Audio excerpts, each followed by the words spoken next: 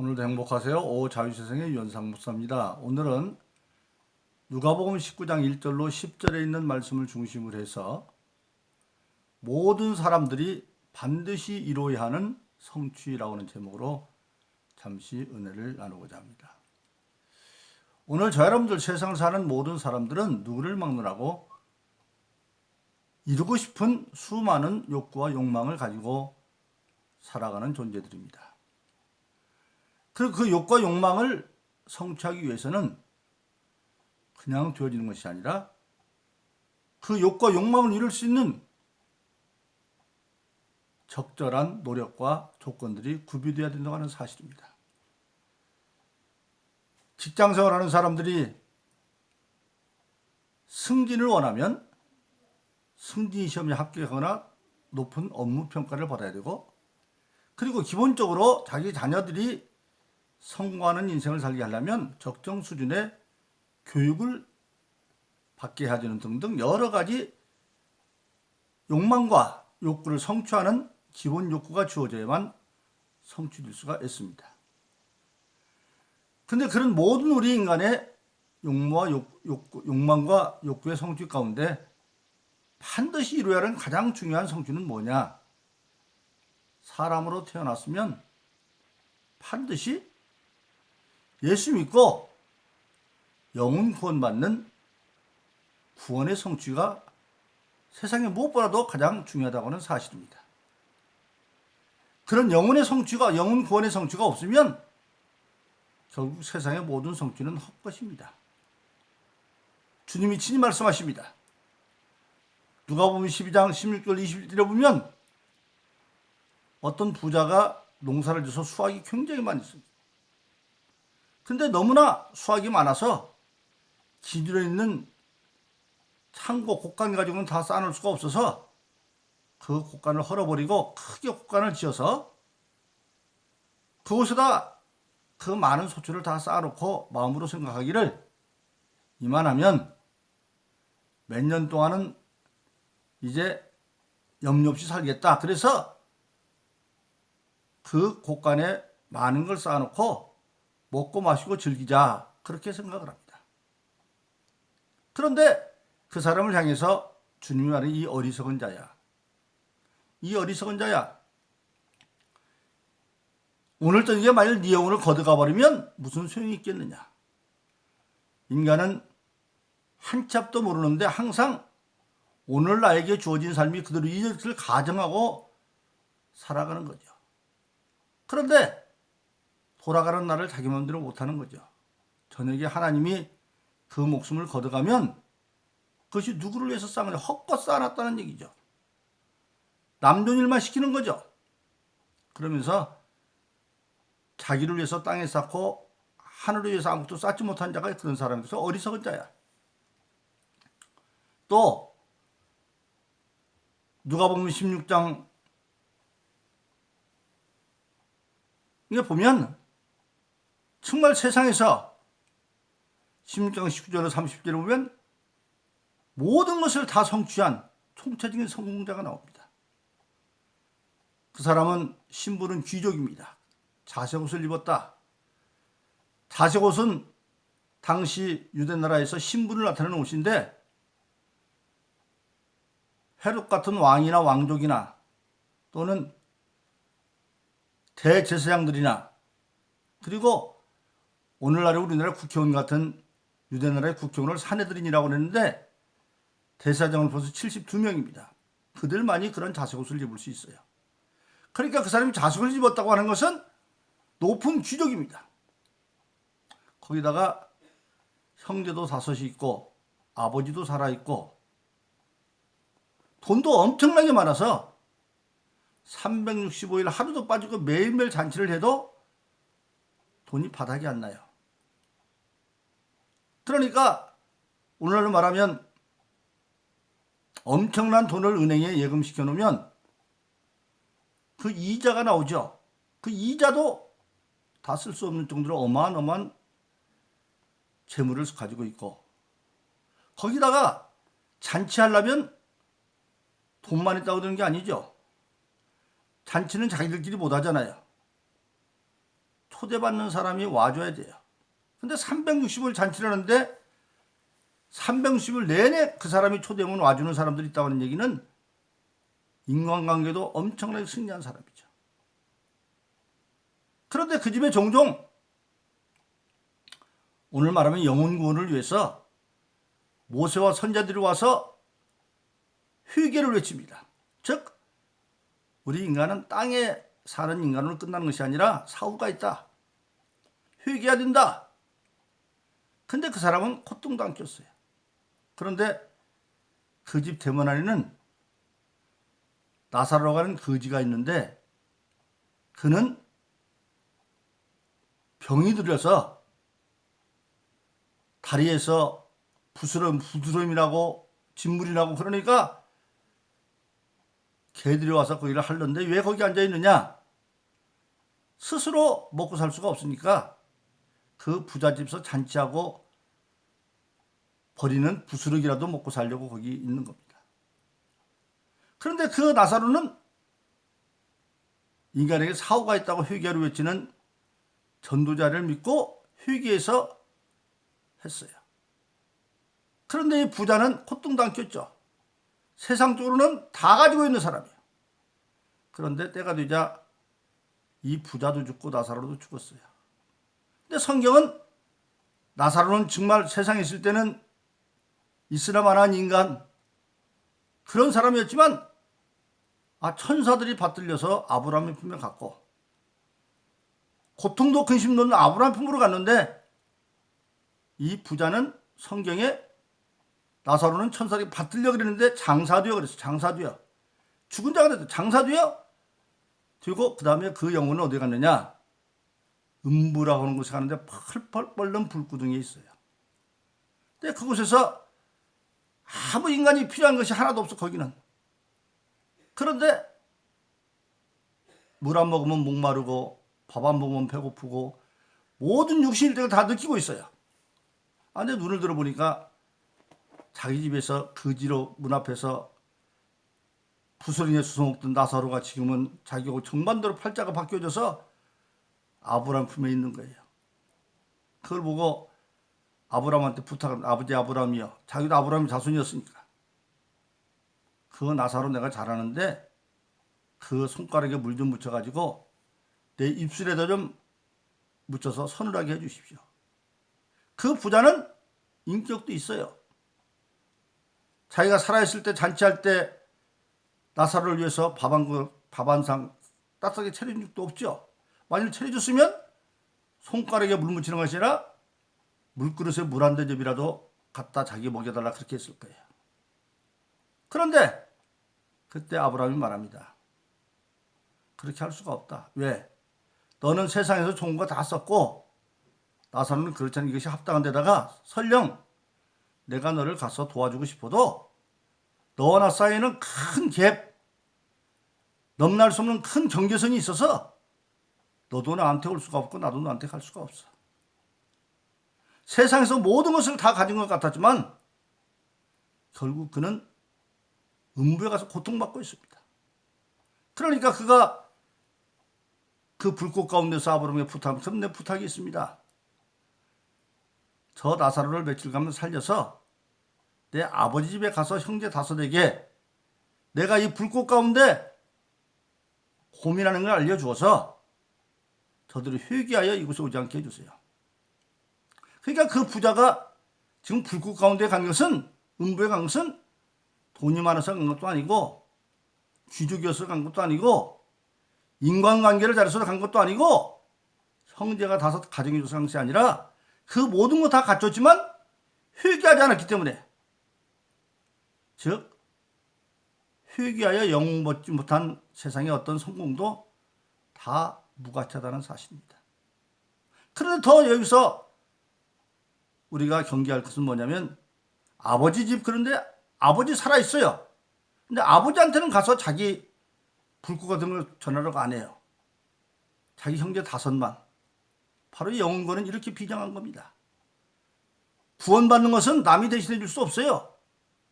그 아버지는 회개하고 구원받은 사람이기 때문에 나사로가 가서 말할 필요가 없었던 거죠. 그러나 자기 형제 5은 자기나 똑같이 그러고 있으니까 가서 전해서 회개하여 이곳에 오지 않게 해달라.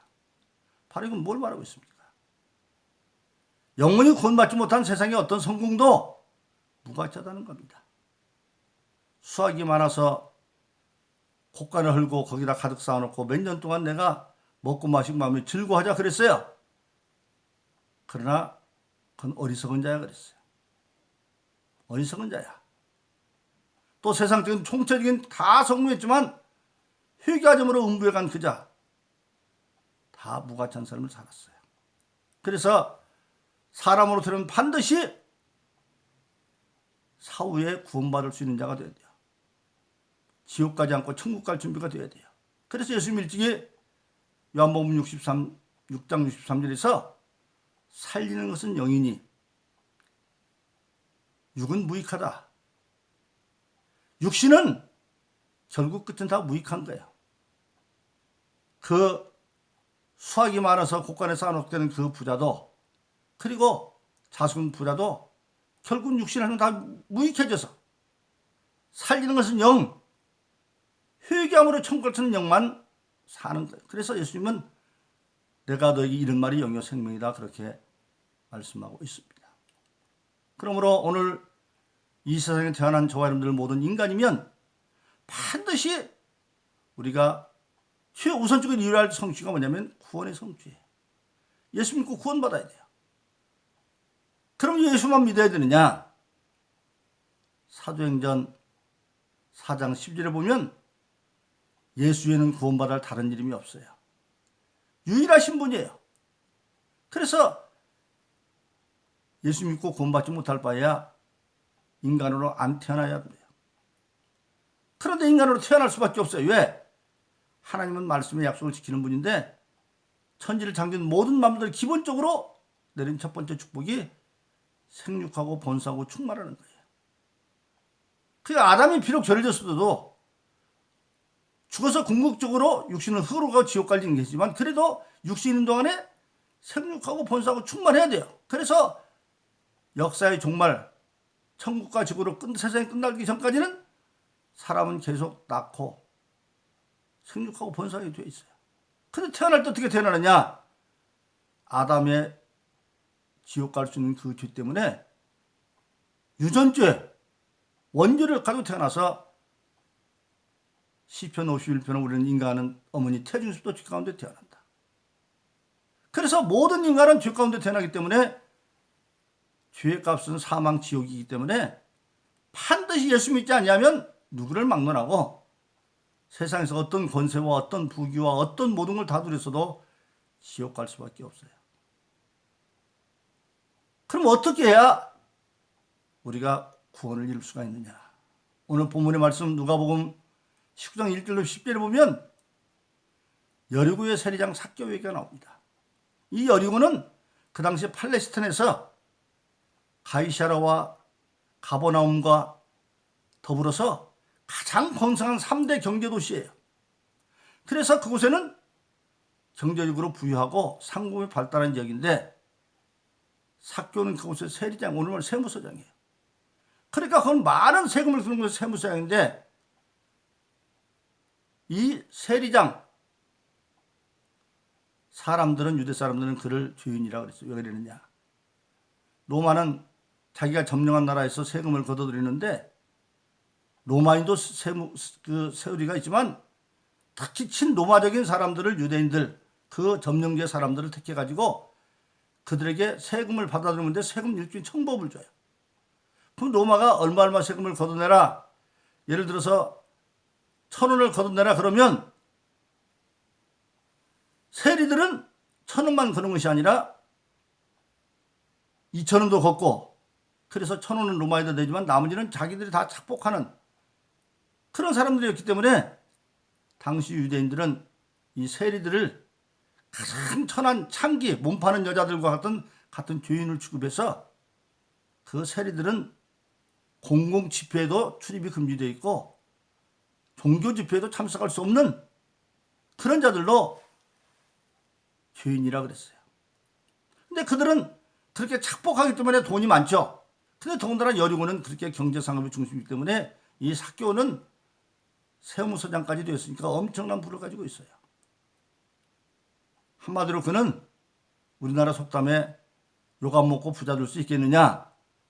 자기 앞에 큰 값 놓기 위해서 욕도 얻어먹어도 좋고 자기는 로마의 권력 있는 자는 가까이 하고 세상에 힘없는 자기 동정하는 냉대하는 그런 삶을 살아왔어요. 한마디로 말하면 자기를 위해서만 사는 사람이에요. 욕 얻어먹는 거 상관없어.